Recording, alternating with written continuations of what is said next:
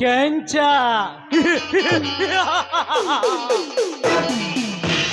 ಕೆಂಚನೆಂಬ ಹೆಸರಿನಿಂದ ಕಂಚಿನ ಪತ್ರ ಪಡೆದುಕೊಂಡು ಕೇಸರಿ ಪುತ್ರನಂತೆ ಪ್ರತಿಯೊಂದು ಸಾಧನೆಯಲ್ಲಿ ಪ್ರಶಸ್ತಿ ಪಡೆಯುತ್ತಿದ್ದಾನೆಂದರೆ ನನಗೆ ಸಹಿಸಲಾಗದ ಸೇಡು ಉಕ್ಕುತ್ತಿದೆ. ಶಿವರಾಯ, ಆ ನಿನ್ನ ಗೌಡನಿಂದ ಕ್ಷಣಕ್ಕೊಂದು ಹೆಸರು ಬದಲಾಯಿಸಿ ಬಡವರ ಬಂಧುವೆಂದು ಚಂದದಿಂದ ಹೊಗಳಿಸಿಕೊಳ್ಳುತ್ತಿರುವ ನಿನ್ನ ಕೀರ್ತಿಗೆ ಕಲ್ಲು ಹಾಕಿದಾಗಲೇ ನನ್ನ ಆತ್ಮಕ್ಕೆ ಶಾಂತಿ. ಕ್ರಾಂತಿವೀರನಾಗಿ ಕಡ್ಡುಗ ಹಿಡಿದು ನಿಮ್ಮಂತವ್ರನ್ನು ಬಗ್ಗು ಬಡಿಯಬೇಕೆಂದು ಅಚ್ಚಡ್ಡಿ ಹಾಕಿ ಕುಸ್ತಿ ಕಣಕ್ಕೆ ನುಗ್ಗಿದರೆ ಅಗ್ಗದ ರಾಜನಾಗಿ ನೀ ನನಗಿಂತ ಮುಂದೆ ಮೆರೆತೀಯ ಬಡವ. ಈ ಸಾಧನೆಗೆ ನಾ ಕಡಿವಾಣ ಹಾಕದೆ ಬಿಡಲಾರೆ. ನಿನಗೆ ಅಕ್ಕರತೆಯಿಂದ ಕಾಣುವ ಚಿಕ್ಕಪ್ಪನಿಂದ ಪಾಟೀಲ್ನಿಂದಲೇ ನಿನ್ನ ಸುಳ್ಳು ಹೆಸರಿನ ನಾಮಕ್ಕೆ ವಿಷ ಬೀಜ ಬಿತ್ತಿ ಅವನಿಂದಲೇ ಆಕ್ರಮಣ ಮಾಡಿಸಿ ಶಿವರಾಯ ಸಿಂಹರಾಜನಲ್ಲ, ಓದು ಬರಹವಿಲ್ಲದ ಬುದ್ಧಿಗೇಡಿ, ತಿಪ್ಪೆಯಲ್ಲಿ ಹುಟ್ಟಿದ ತಿರುಕನೆಂದು ನನ್ನ ಹರಿತವಾದ ಗರಗಸದಿಂದ ಶಿವರಾಯನೆಂಬ ನಿನ್ನ ವೀರ ಹೆಸರು ಕೊರೆಯುತ್ತಿದ್ದರೆ ನನ್ನ ಹೆಸರು ಏಕಚಕ್ರಾಧಿಪತಿಯ ಮಗ ಶಶಿಧರನೇ ಅಲ್ಲ.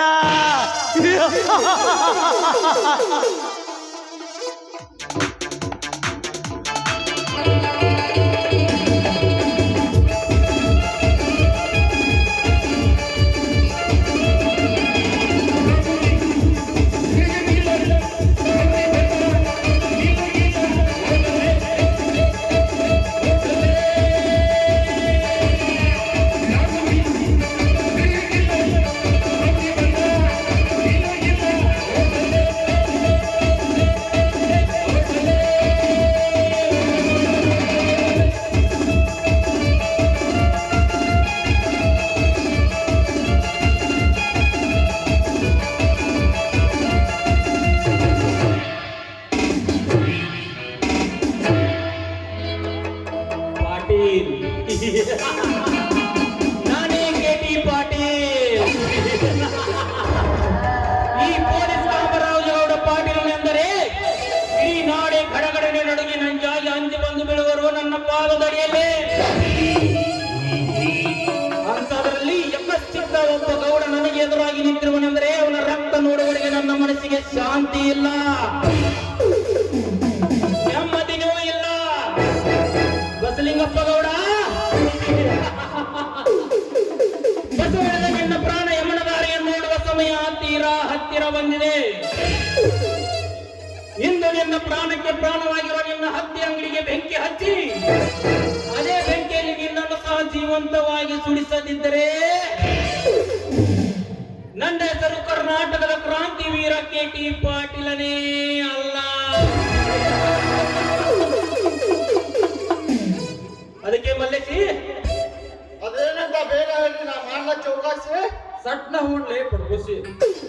ನಾನೇ ರೈತರಾಜನೆಂದು ಸಿಂಗಲೊಬ್ಬ ಮಗನ ಬೆಂಬಲದಿಂದ ನನಗೆ ಸವಾಲಕ್ಕಿ ಬದುಕುತ್ತಿರುವ ಬಸಲಿಂಗಪ್ಪ ಗೌಡನ ಹತ್ತಿ ಅಂಗಡಿಗೆ ಬೆಂಕಿ ಹಚ್ಚಿ ಅದೇ ಬೆಂಕಿಯಲ್ಲಿ ಅವನನ್ನು ಸಹ ಜೀವಂತವಾಗಿ ಸುಟ್ಟು ಬಂದುಬಿಡು. ನಾನೇ ಸುಟ್ಟು ಹೊತ್ತು ಈಗ ರೈತ ರಾಜನೆಂದು ಯುವರಾಜನಾಗಿ ಬೆಳೆ ಎತ್ತಿ ಬೆಳೆದು ನಿಂತಿರುವ ಅವನ ಹಳೆಯನ್ನು ತುಂಡರಿಸಿ ಆ ಹತ್ತಿ ಅಂಗಡಿಯಲ್ಲಿ ಜೀವಂತ ಸುಟ್ಟು ಬರದಿದ್ದರೆ ನನ್ನ ಹೆಸರು ಮಲ್ಲೇಶನೇ ಅಲ್ಲ. ಮಲ್ಲೇಶಿ ಮೊದಲು ಮಾಡ್ಲಿಪ್ಪ ನಿನ್ನ ಸೌಂಡ್ ಡೌನ್. ಏ ಲಿಂಗ, ಯಾಕ ಅವನ ಸೌಂಡ್ ಅನ್ನು ಡೌನ್ ಮಾಡ್ತೀವಿ? ಗುರುವೇ ಶಂಭಲಿಂಗ ಅಲ್ರಿ ಗೌಡ್ರ, ನಿಮಗ ತಲೆನೇ ಇಲ್ಲ ಅಂತೀನಿ. ಇವ ಈ ಕಾಯಕ ಮಾಡುವಾಗ ಶಿಷ್ಯರ ಬಾಳ್ ತೊಂದರೆ ಆಗೋದಿಲ್ರಿ. ಹೌದು, ಇದು ಒಳ್ಳೆ ಪ್ಲಾನ್.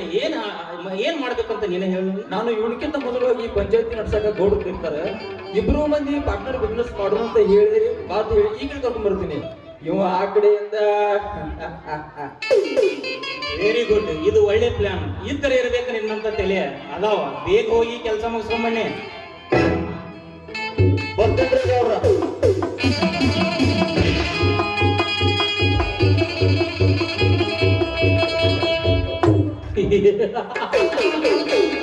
ಶಾಂತಿ ಸಂಧಾನದ ಕ್ರಾಂತಿಗೆ ಆಹುತಿಯಾಗುವ ನನ್ನ ಮೊದಲನೇ ಭೇಟಿ ಬಸಲಿಂಗಪ್ಪ ಗೌಡ. ಈತನ ಮಗನಿಗೆ ಮೋಸದ ಮಾಯಾಜಾಲ ಬೀಸಿ ಫ್ಯಾಕ್ಟರಿ ಮ್ಯಾನೇಜರ್ ನಂಬ ಪಟ್ಟ ಕಟ್ಟಿ ಕೊನೆಗೆ ಈತನನ್ನು ಚಟ್ಟ ಕಟ್ಟಿಸದಿದ್ದರೆ ನನ್ನ ಹೆಸರು KT ಪಾಟೀಲನೇ ಅಲ್ಲ.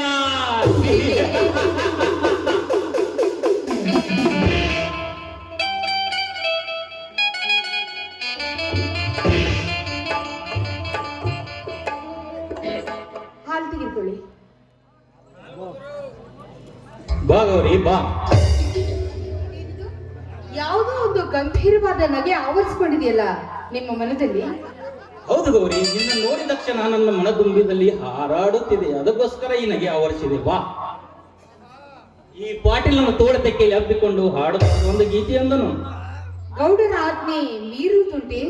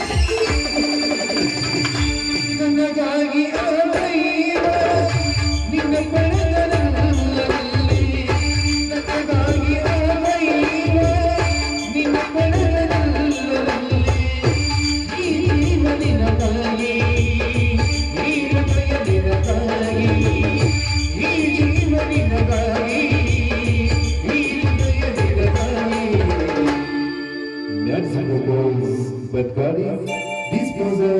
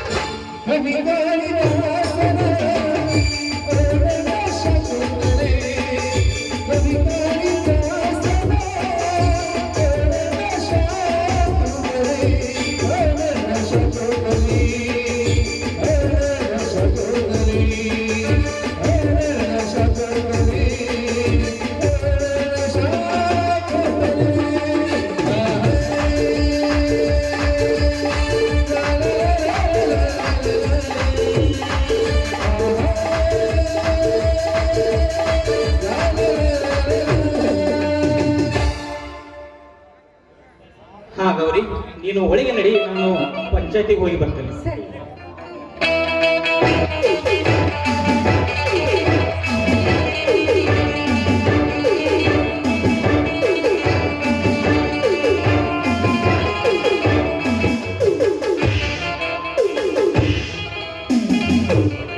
ಕರ್ಕೊಂಡ್ಬಂದೆ ನೋಡ್ರಿ ಶಿಷ್ಯಪ್ಪ.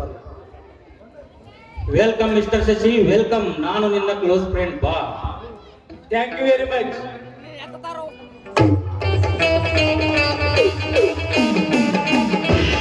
ಹೇಗೆ ನಡೆದಿದೆ ತಮ್ಮ ಕೆಲಸ? ಕೃಷಿ ಕಾರ್ಯವೇನು ಉತ್ತಮವಿದೆ, ಆದ್ರೆ ಸೈಡ್ ಬಿಸ್ನೆಸ್ ಡೌನ್ ಆಗಿಬಿಟ್ಟಿದೆ. ಅದಕ್ಕೆ ಚಿಂತೆ ಮಾಡುತ್ತೀರಿ ಮಿಸ್ಟರ್ ಶಶಿ, ನಾನಿದ್ದೇನೆ. ನನ್ನದೊಂದು ಆಯಿಲ್ ಮಿಲ್ಗೆ ಅಥವಾ ಶುಗರ್ ಫ್ಯಾಕ್ಟರಿಗೆ ಮ್ಯಾನೇಜರ್ನಾಗಿ ಕೆಲಸ ಮಾಡು. ನಿನಗೆ ಕೈ ತುಂಬ ಸಂಬಳ ನೀಡಿ ಬಂದ ಲಾಭದಲ್ಲಿ 10% ಲಾಭ ಕೊಡ್ತೀನಿ. ಸಂತೋಷ ಗೌಡ್ರೆ, ರೋಗಿ ಬಯಸಿದ್ದು ಅದೇ, ಡಾಕ್ಟರ್ ಹೇಳಿದ್ದು ಅದೇ. ಇದಕ್ಕೆ ನನಗೆ ಒಪ್ಪಿಗೆ ಇದೆ. ನಡಿ, ಹಾಗಾದ್ರೆ ಈಗಲೇ ನಿನಗೆ ಡ್ಯೂಟಿ ಆರ್ಡರ್ ಕೊಡ್ತೇನೆ. ಇಬ್ಬರು ಆ ಕಡೆ ಪಂಚಾಯತಿ ಮುಗಿಸಿಕೊಂಡು ಆ ಕಡೆ ಹೋದರಾಯ್ತು. ನಿಮ್ಮ ಇಚ್ಛೆಯೇ ನನ್ನ ಇಚ್ಛೆ, ನಡೆಯಿರಿ.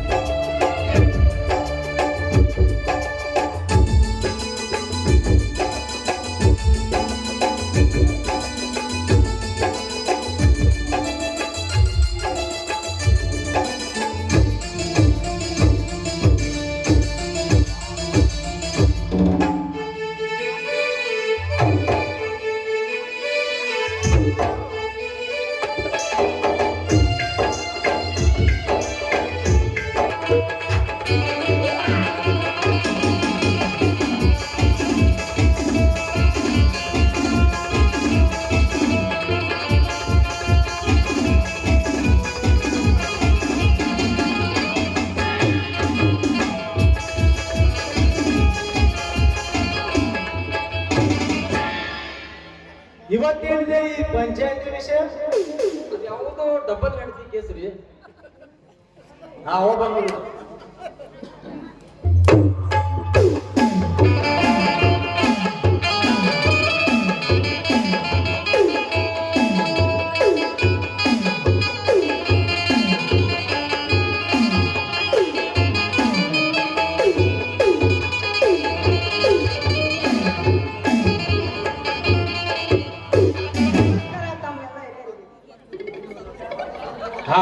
ಇರ್ಲಿ. ಏನು ವಿಷಯ? ಮದುವೆ ಆಗ್ಬೇಕಂತ ತೀರ್ಮಾನ ಮಾಡಿದ್ದೇನೆ. ನಿಮ್ಮೆಲ್ಲರ ಒಪ್ಪನೆ ಹೋಗು. ನೀನು ಬಯಸಿದ ನಿನ್ನ ಪ್ರಿಯಸನ್ನು ಲಗ್ನವಾಗಲಿಕ್ಕೆ ಯಾರ ಒಪ್ಪಿಗೆ ಹಾಕಬೇಕು? ನೀನು ಧಾರಾಳವಾಗಿ ಲಗ್ನ ಆಗಬಹುದು.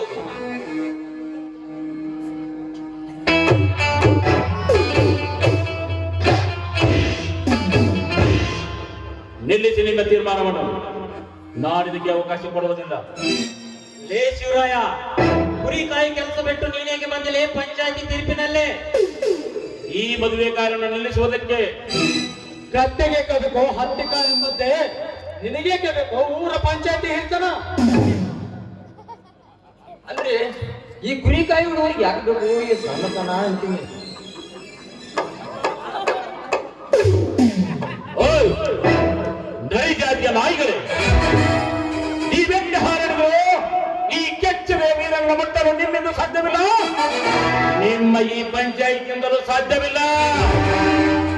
ಏ ಶಿವರಾಯ್, ಕೇವಲ ನೀನೊಬ್ಬ ಕುರಿಕಾಯಿ ಆಳು ನನಗೆ ಎದುರಾಗಿ ನಿಲ್ತೀಯ ಅಂದ್ರೆ ಇದರ ಪರಿಣಾಮ ನೆಟ್ಟಗಿರಲ್ಲ. ಎಚ್ಚರ. ಏ ಪಾಟೀಲ, ನೀನು ಬಾಯಿ ಮುಚ್ಚು. ನೀನು ನನ್ನ ದಲಿಯಾಗಿರಬಹುದು, ನಾನು ನಿನ್ನ ಕುರಿಕಾಯುವ ಆಳಾಗಿರಬಹುದು. ಆಗಾಗ ಮಾತ್ರಕ್ಕೆ ನೀನು ತೆಗೆದುಕೊಂಡ ತೀರ್ಮಾನವನ್ನು ಒಪ್ಪಿ ಅನ್ಯಾಯವನ್ನು ಎತ್ತಿ ಹಿಡಿಯುವ ನಿಮ್ಮ ತೀರ್ಪಿಗೆ ನಾನೆಂದು ಅವಕಾಶ ಕೊಡುವುದಿಲ್ಲ. ಅಂದ್ರೆ ಈ ಕಲ್ಲ ಈಗಾಗಲೇ ಒಂದು ಮದುವೆಯಾಗಿದ್ದಾನೆ. ಮೊದಲನೇ ಹೆಂಡತಿ ಬದುಕಿದ್ದಾಳೆ. ಅಷ್ಟಕ್ಕೆ ಸಾಲದ ಮಧ್ಯೆ ಅವಳಿಗೆ 2 ಮಕ್ಕಳನ್ನು ಕೂಡ ಕೊಟ್ಟಿದ್ದಾನೆ ಈ ಮಹಾನುಭಾವ. ಮೊದಲನೇ ಹೆಂಡತಿ ಬದುಕಿರುವಾಗ ಮತ್ತೊಬ್ಬಳನ್ನು ತಂದು ಮದುವೆಯಾಗಲು ಇವಳ ತಂದೆಗೆ 25,000 ಹಣ ಕೊಟ್ಟು ಈಗ ನಿಮ್ಮನ್ನೆಲ್ಲ ಒಪ್ಪಿಸುತ್ತಿದ್ದಾನೆ. ಅಂದಮೇಲೆ ನೀವೆಟ್ಟು ತಿಂದಿರೋ ಯಾರಿಗೆ ಗೊತ್ತು? ಇವನು ಈಗ ಇವಳನ್ನು ಮದುವೆಯಾದರೆ ಮೊದಲಿದ್ದ ಹೆಂಡತಿ ಮತ್ತು ಅವಳ ಮಕ್ಕಳ ಗತಿ ಏನು ನೀವೇ ಹೇಳಿ. ಅದು ಅವನಿಷ್ಟ, ನಿನಗೆ ಬೇಕು ಈ ಕಾರವಾರ. ಅದು ಅವನಿಷ್ಟ ಆದ್ರೆ ಈ ಮದುವೆಯನ್ನು ಕರೆಯುವುದು ನಾನಿಷ್ಟ. ಲೇ ಪಾಟೀಲ, ನೀನು ನನ್ನ ದನಿಯಾಗಿರಬಹುದು, ಸಂಬಂಧದಲ್ಲಿ ನನ್ನ ಚಿಕ್ಕಪ್ಪನೇ ಆಗಿರಬಹುದು. ಅಂದ ಮಾತ್ರಕ್ಕೆ ನಿನ್ನ ಮಾತಿಗೆ ಬೆಲೆ ಕೊಟ್ಟು ಅನ್ಯಾಯವನ್ನು ಎತ್ತಿ ಹಿಡಿತಿರುವ ನಿಮ್ಮ ತೀರ್ಪನ್ನು ನಾನು ಎಂದಿಗೂ ಸಹಿಸುವುದಿಲ್ಲ. ನ್ಯಾಯವನ್ನು ಸಾಧಿಸುವುದೇ ನನ್ನ ಗುರಿ. ಈ ನಮ್ಮ ಕಾನೂನಿನಲ್ಲಿ ಮೊದಲ ಹೆಂಡತಿ ಬದುಕಿರುವಾಗಲೇ ಎರಡನೇ ಮದುವೆಯಾಗುವುದು ಖಂಡಿತ ಸಾಧ್ಯವಿಲ್ಲ. ಒಂದು ವೇಳೆ ಇವನೇನಾದರೂ ಇವನು ಎರಡು ಮದುವೆ ಆದ್ರೆ ಕಾನೂನಿನ ಪ್ರಕಾರ ಇವನಿಗೆ ಶಿಕ್ಷೆ ಆಗಲೇಬೇಕು. ಮಾಡಿಕೊಳ್ಳುವ ಹುಡುಗಿ ಒಪ್ಪಿಗೆ ಇದ್ರೆ ನೀನೇನು ಮಾಡುತ್ತೀರಿ?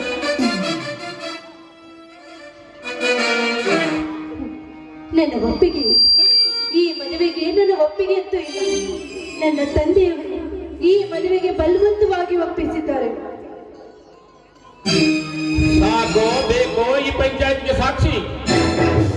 ಒಪ್ಪಿಗೆ ಇಲ್ಲದ ಒಂದು ಹೆಣ್ಣನ್ನು ತಂದ ಮದುವೆಯಾಗಿ ಹಗಲು ಮಾಡಿದ ಬರಿಬಾರಿಯಲ್ಲಿ ರಾತ್ರಿ ನೋಡಲು ಪ್ರಯತ್ನ ಪಡ್ತಾ ಇದ್ದೀರಲ್ಲ, ನಾಚಿಕೆ ಆಗಬೇಕು ಈ ನಿಮ್ಮ ಹೇಸಿ ಪಂಚಾಯತ್ಗೆ. ದೌಡು ನ್ಯಾಯವಾಗಿ ನಡೆದುಕೊಂಡು ಧರ್ಮದ ದಾರಿಯಲ್ಲಿ ನೀವೇನಾದರೂ ಪಂಚಾಯತಿ ತೀರ್ಪು ಕೊಟ್ರೆ ಅದಕ್ಕೆ ಸರಿ. ಇಲ್ಲದಿದ್ದರೆ ಅನ್ಯಾಯವನ್ನು ಎತ್ತಿಡಿದು ನ್ಯಾಯವನ್ನು ಮಣ್ಣಪಾಲು ಮಾಡುತ್ತಿರುವ ನಿನ್ನ ಕೆಟ್ಟ ತೀರ್ಪು ಏನಾದರೂ ಪಂಚಾಯತ್ ಮುಂದೆ ಬಂದ್ರೆ ಇಲ್ಲಿವರೆಗೆ ಶಾಂತ ಸಭೆಯಾದ ಈ ಶಿವರಾಯ ಮುಂದೆ ನಿಮ್ಮೊಬ್ಬೊಬ್ಬರ ರುಂಡವನ್ನು ಕತ್ತರಿಸುವ ಯಮರಾಯ ಮಾಡ್ತೀನಿ. ಎಚ್ಚರದಿಂದಿರಿ. ಹೋಗೋಣ.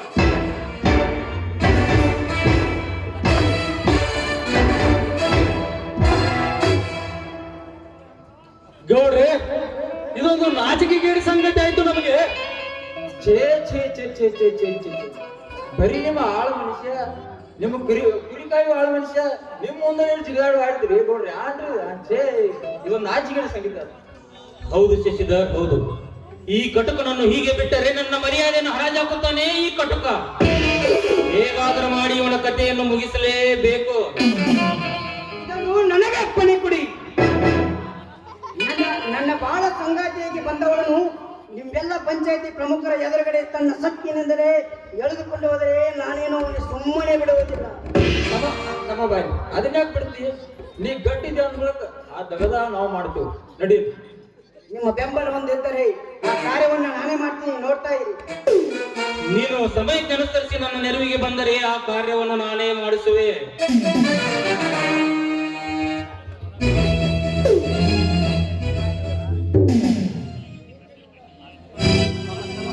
ಹಿಂದಿನಿಂದ ನಾನು ನಿಮ್ಮ ಗುಂಪಿನವನೇ ಆಗಿದ್ದೇನೆ. ನಿಮ್ಮ ಆಜ್ಞೆ ಪಾಲಿಸುವುದೇ ನನ್ನ ಗುರಿ.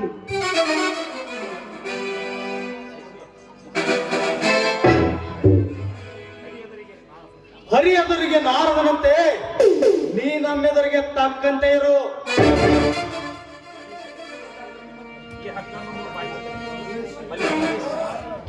ಬನ್ನಿ, ಒಟ್ಟಾರೆಯಾಗಿ ನಮ್ಮ ಬಲವರ್ಧನೆಯಾಗಿ ಅವನ ಸಾಧನೆ ನಿಲ್ಲಬೇಕು. ಬನ್ನಿ ಹೋಗೋಣ. ನಡೆ.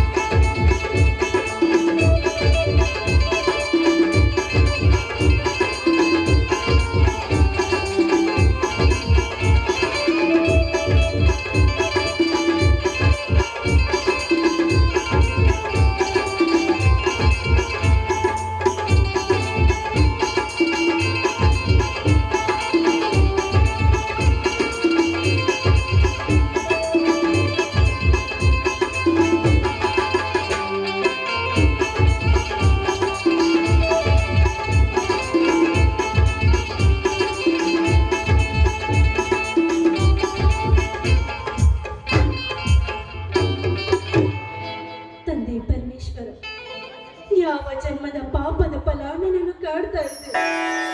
ಈ ಹೆಣ್ಣಿನ ಮಾನ ಅಪಮಾನ ನಿನಗೆ ಅರಿಯದೆ ತಂದೆ. ತಂದೆಯಿಂದ ನನ್ನ ಬದುಕುತ್ತಿರುವ ನನಗೆ ನೀನೇ ದಾರಿ ತೋರು ತಂದೆ.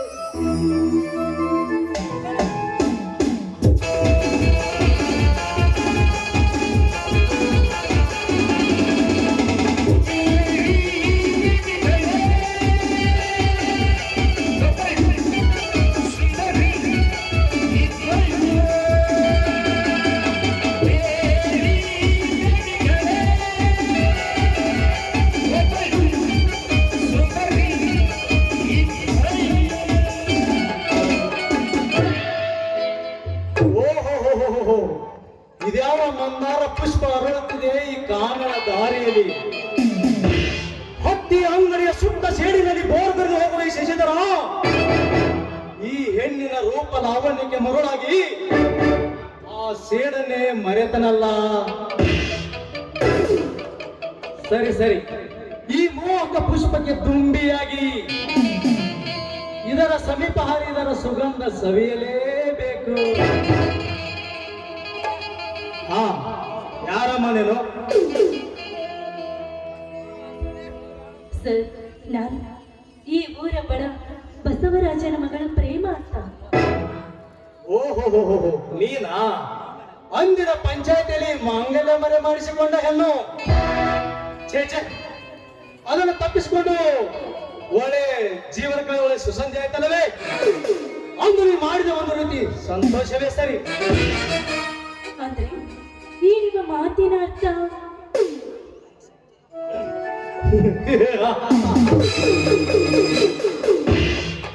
ವ್ಯರ್ಥವಾಗಿ ನಿನ್ನ ಜೀವನ ಹಾಳು ಮಾಡ್ಕೊಂಡಿದ್ದೀನಿ. ಆ ಪುರಾಣಿ ಕಲ್ಲನ ಕೈ ಹಿಡಿದು ವ್ಯರ್ಥವಾಗಿ ನಿನ್ನ ಜೀವನ ಹಾಳು ಮಾಡ್ಕೊತಿದ್ದಿ. ಅದನ್ನು ತಪ್ಪಿಸಿಕೊಂಡು ಇಂದು ಸುಖ ಜೀವನ ಕಳೆಯಲು ಒಳ್ಳೆ ಸುಸಂಧಿ ಆಯ್ತಲ್ಲವೇ? ದೈವ ಸಂಕಲ್ಪವನ್ನು ಬಲ್ಲವರ್ಯಾರು ಶ್ರೀಮಂತರು. ಇದನ್ನೇ ಹೆಣ್ಣು ಮಾಡುತ್ತಿರುವ ಮಹಾ ತಪ್ಪು. ವಿಧಿ ಸಂಕಲ್ಪದ ಮೂಢನಂಬಿಕೆ ಬೆನ್ನು ಹತ್ತಿ ಮುತ್ತಿನ ಮಾಂಗಲ್ಯ ಕಳೆದುಕೊಳ್ಳುವ ಹೆಣ್ಣುಗಳು ಅನೇಕ ತುಂಬಿ ತೊಳಗುತ್ತಿದ್ದಾರೆ. ಇನ್ನು ಈ ಜಗದಲ್ಲಿ ನೀಲ ಕಲ್ಪನೆಯನ್ನು ತೊರೆದು ಹಾಕಿ ವಿರಹ ದೂರಿಯಿಂದ ಬಳಲುವ ಈ ಶಶಿಧರನ ಮಾತು ಕೇಳಿದರೆ ಕರಾಳ ರಾತ್ರಿಯಿಂದ ತಪ್ಪಿಸಿಕೊಂಡು ಸರಳ ಜೀವನ ನಡೆಸಬಹುದು. ಈ ಶ್ರೀಮಂತ ಶಶಿಧರನ ಕೈ ಶ್ರೀಮಂತರೇ, ಮಾಂಗಲ್ಯ ಎನ್ನುವ ಮಮತೆಯ ಶಬ್ದವೇ ನಿಶಬ್ದವಾಗಿದೆ ನನ್ನ ಬಾಳಲ್ಲಿ. ನಾನು ಅಕ್ಕ ಮಾದೇವಿಯಂತೆ ಪರಮಾತ್ಮನ ಸನ್ನಿಧಿಯೇ ನನಗೆ ಆಸನ. ಆಶ್ಚರ್ಯ, ಪರಮಾಶ್ಚರ್ಯ. ದಿನಕ್ಕೊಂದು ವೇಷ ಬದಲಾಯಿಸಿ ಪ್ರೇಮ ಭಾವನೆಗಳನ್ನು ಬಡಿದೆಬ್ಬಿಸಿ ಮಪ್ಪಿನಲ್ಲಿ ಹುಟ್ಟಿರಿಸಿ ಗಂಡಸರನ್ನು ಪ್ರೇಮ ಸಾಗರದಲ್ಲಿ ಈಜಾಡುವ ನೀನು ಅಕ್ಕ ಮಾದೇವಿ ಅಂತ ಶಿವನ ಸನ್ನಿಧಿ ನೋಡುವ ಹೇನೆ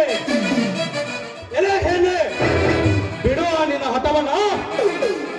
ಈ ಶಶಿಧರನ್ನೇ ನನ್ನ ಬಿಟ್ಟ ಪುರುಷನೆಂದು ನೀ ನನ್ನಡಿಗೆ ಬರದಿದ್ದರೆ ಬಲಾತ್ಕಾರವಾಗಿ ಬಂಧಿಸುವೆ. ಬಾರೇ ಬಾ. ಬಿಟ್ಟು ಬಿಡಿ, ನಿಮ್ಗೆ ತಮ್ಮಯ್ಯ ಅನ್ನುತ್ತೇನೆ, ನನ್ನನ್ನು ಬಿಟ್ಟು ಬಿಡಿ. ಸರಿ, ನಿನ್ನನ್ನು ಬಿಡಬೇಕಾದರೆ ನನ್ನದೊಂದು ಸಣ್ಣ ಆಸೆ ಇದೆ. ಅದನ್ನ ಪೂರೈಸ್ತೀಯಾ ಚಿನ್ನ? ನೋಡಿ, ಈ ನನ್ನ ಶೀಲವನ್ನು ಬಿಟ್ಟು ಅದ್ಯಾವ ನಿಮ್ಮ ಆಸೆ ಕೇಳಿ. ಕಾಮದ ಮತ್ತಿಳಿಸಿ ನನ್ನ ಮನ ತೃಪ್ತಿಯಾಗುವಂತೆ ನನ್ನ ಎದೆ ತಟ್ಟಿ ಒಂದು ಹಾಡನ್ನು ಹೇಳಿದ್ದ ಹೋಗಿಬಿಡು. ಆಯ್ತು, ನಿಮ್ಮ ಇಷ್ಟದಂತೆ ಆಡಿ.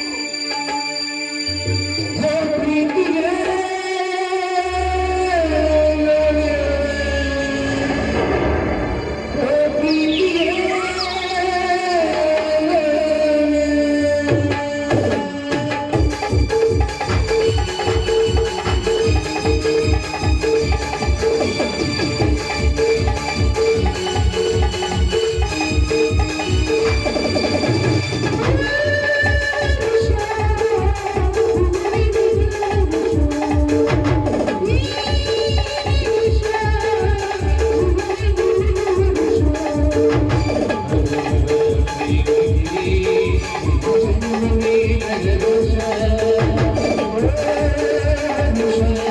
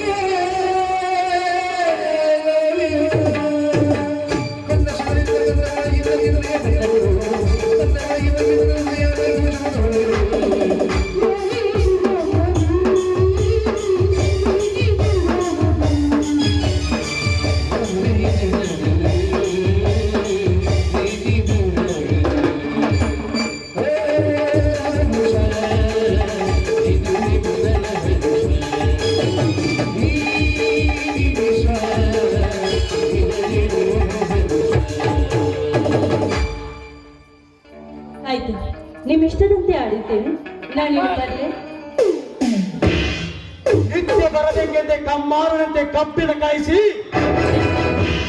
ಸುತ್ತಿಗೆಯಿಂದ ಹೊಡೆದು ನಿನ್ನನ್ನು ಸುತ್ತುತ್ತಿರುವನು ಈ ಶಶಿಧರ. ಹಾಗೆ ಬಿಡಲು ಸಾಧ್ಯವೇ ಇಲ್ಲ.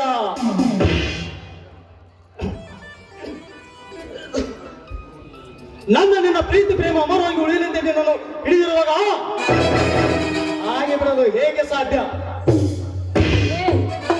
ಹುಚ್ಚು ಹಿಡಿದವರಂತೆ ಕಚ್ಚುವ ನಾಯಿ ತರ ಬಗಲ್ಬಡುವ ನೀಚ. ನಾನು ವೀರರಾಣಿ ಕಿತ್ತೂರು ರಾಣಿ ಚೆನ್ನಮ್ಮನಂತೆ ಕಚ್ಚಿ ಹಾಕಿ ಓಡಾಡುವ ಹೆಣ್ಣು ನಾನು. ಅದನ್ನು ನೀನು ತಿಳಿಯದೆ ನನ್ನ ಸರಿಯ ಬಂದಿದ್ದೆ ಆದ್ರೆ ನಿನ್ನ ಹೆಣವನ್ನು ಪಾತಾಳಕ್ಕೆ ಕಳಿಸಬೇಕಾಗುತ್ತದೆ. ನೀನು ಎಚ್ಚರ. ನನಗೆ ಎಚ್ಚರ.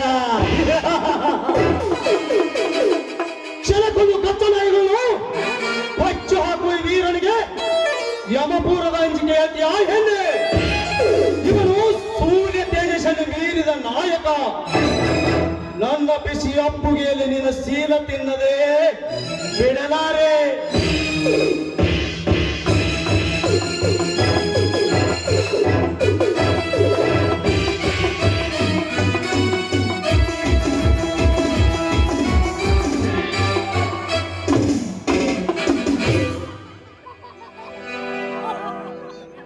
ಲೇನುಚ್ಚ ಕಂಡು ಕಂಡ ಹೆಣ್ಣಿನ ಮೇಲೆ ನಿನ್ನ ಕೆಟ್ಟ ದೃಷ್ಟಿ ಬೀರಲು ಇದು ಆಟಿಕೆ ಸಾಮಾನವಲ್ಲ.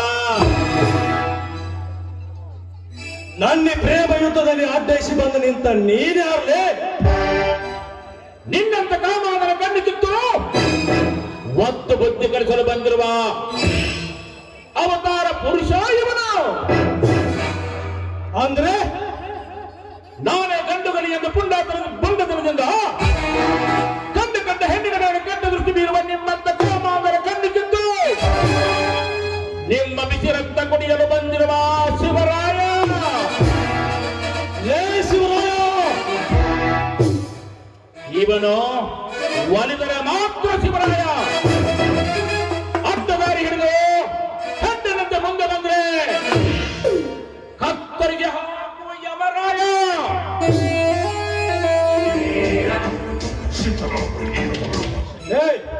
ನಿನ್ನ ದಂತ ಕಟ್ಟಿಗೆ ಹೆದರಿ ಈ ನಾರಿಯನ್ನು ಕೈ ಬಿಟ್ಟು ಹೋಗಲಿಕ್ಕೆ ನಾನು ಹೇಳಿ ಅಲ್ಲದೆ ನಿನ್ನ ಚಿತ್ತಿಗೆ ಚಿತ್ತ ಕಟ್ಟಿ ಅಂದಿನ ಪಂಚಾಯತಿಯನ್ನು ಕೈ ಹಿಡಿದುಕೊಂಡು ಹೋದ ನಿನ್ನ ಮೇಲೆ ಸೇಡು ತೀರಿಸಿಕೊಂಡೇ ಹೋಗ್ತೀನಿ.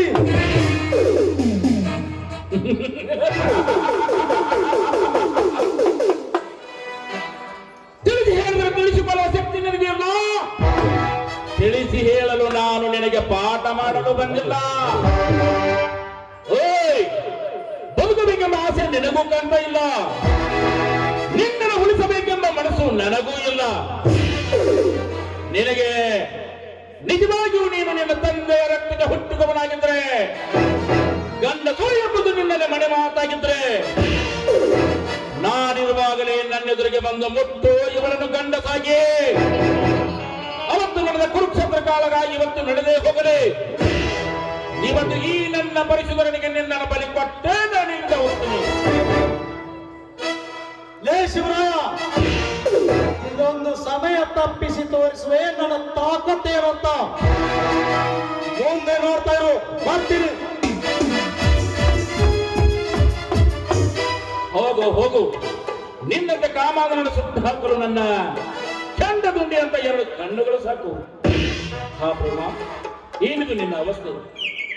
ನೋಡಿ, ಸರಿಯಾದ ಸಮಯಕ್ಕೆ ಬಂದು ಈ ನನ್ನ ಮಾನವನ್ನು ಕಾಪಾಡಿದ್ದೀರಾ. ನಿಮ್ಗೆ ತುಂಬಾ ಧನ್ಯವಾದಗಳು. ನೋಡು ಪ್ರೇಮ, ನಾನು ಕುರಿಕಾಯುತ್ತ ಇತ್ತ ಕಡೆ ಬಂದಾಗ ನಿನ್ನ ಕೂಗಾಟ ಕೇಳಿ ಬಂದು ನಿನ್ನನ್ನು ಕಾಪಾಡಿದು. ಹೋಗ್ಲಿ ಬಿಡು, ಇಂಥ ದಟ್ಟ ಅರಣ್ಯದಲ್ಲಿ ನಿನ್ನ ಹೆಣ್ಣು ಮಗಳು ಒಬ್ಬಂಟಿಯಾಗಿ ಬರಬಾರದು. ನಡೆ ಹೋಗಲಿ. ಶಿವರಾಜ್, ನನ್ನನ್ನು ಕ್ಷಮಿಸಿ. ಬಡವಳಾದ ನನ್ನನ್ನು ನಿಮ್ಮ ಸತಿ ಅಂತ ಸ್ವೀಕರಿಸಿ ಅಂತ ನಿಮ್ಮ ಕಾಲು ಬೇಡ್ಕೊಳ್ತೇನೆ. ಇರಲಿ ಪ್ರೇಮ, ಮೆಚ್ಚಿದೆ ನಿನ್ನ ಉದಾರ ಗುಣವನ್ನು. ಅವತ್ತೇ ನಿನ್ನ ಹಿರಿಗುಣಕ್ಕೆ ಮೆಚ್ಚಿ ನಿನ್ನನ್ನು ಮದುವೆಯಾಗಬೇಕು ಅಂತ ಮನಸ್ಸು ಮಾಡಿದ್ದೇನೆ. ಒಟ್ಟಿಯಾದ ನನ್ನ ಬಾಡಿನಲ್ಲಿ ಜಂಟಿಯಾಗಿ ಬಂದು ನನ್ನ ಬಹಳ ಸಂಗಾತಿಯಾಗುತ್ತೆ ಅಂತ ಕನಸು ಕಂಡಿದ್ದೆ. ಆದರೆ ಹೇಳಬೇಕನ್ನುವ ವಿಚಾರ ನನ್ನಲ್ಲಿ ಬಹಳಷ್ಟಿದ್ರು ಅದಕ್ಕೆ ಸಮಯವೇ ಕೂಡಿ ಬಂದಿರಲಿಲ್ಲ. ಇವತ್ತು ನೀನಾಗಿ ಒಪ್ಪಿ ನನ್ನ ಮದುವೆಯಾಗ್ತೀನಿ ಅಂದ ಮೇಲೆ ತುಂಬ ಹೃದಯದಿಂದ ನನ್ನ ಬಾಳಲ್ಲಿ ನಿನ್ನನ್ನು ನನ್ನ ಬಹಳ ಸಂಗಾತಿಯನ್ನಾಗಿ ಸ್ವೀಕಾರ ಮಾಡ್ತೀನಿ. ಹಾ ಪ್ರೇಮ, ಸಾವಿರ ಕಷ್ಟ ಬಂದರೂ ಅದನ್ನೆಲ್ಲ ಎದುರಿಸಿ ಸಂತೋಷದಿಂದ ಬಾಳೋಣ. ಇದೇ ಸಂತೋಷದಲ್ಲಿ ನಿನ್ನ ಮಧುರವಾದ ಕಂಠದಿಂದ ಒಂದು ಹಾಡು ಹಾಡಿ ಈ ನಿನ್ನ ಗಿಣಿಯನ್ನು ಕುಣಿಸಬಾರದು?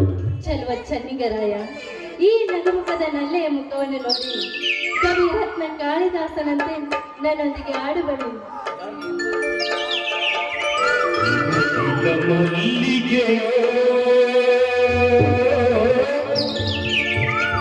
ಗಗನದ ತಾರೆಯೋ ನಿನ್ನ ಸ್ನೇಹ ನಿನ್ನ ಪ್ರೀತಿ ಕನಸಿನ ಸಿರಿಯೋ ಕನಸಿನ ಸಿರಿಯೋ ಮುಗಿಲ ಮಲ್ಲಿಗೆಯೋ ಗಗನದ ತಾರೆಯೋ ಮುಗಿಲ ಮಲ್ಲಿಗೆಯೋ ಗಗನದ ತಾರೆಯೋ ನಿನ್ನ ಸ್ನೇಹ ನಿನ್ನ ಪ್ರೀತಿ ಕನಸಿನ ಸಿರಿಯೋ ಕನಸಿನ ಸಿರಿಯೋ ಮುಗಿಲ ಮಲ್ಲಿಗೆಯೋ